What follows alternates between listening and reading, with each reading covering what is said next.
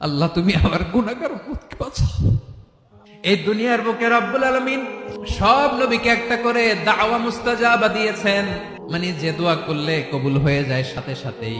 দুনিয়ার সব নবীরা ওই দোয়াটা দুনিয়ায় করে ফেলেছে।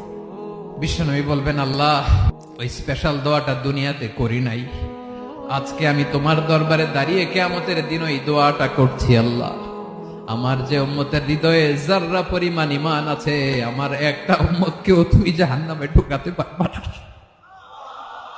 বিশ্বনবী পাগলের মতো একবার হাউজে কাউসারে যাবেন, একবার সিরাতে যাবেন, একবার পুলসিরাতের দিকে, একবার হাউজে কাউসারের দিকে, পাগলের মতো দৌড়াতে থাকবেন। তার কোন গুনাহগার উম্মত যাতে জাহান্নামে ঢুকে না যায়।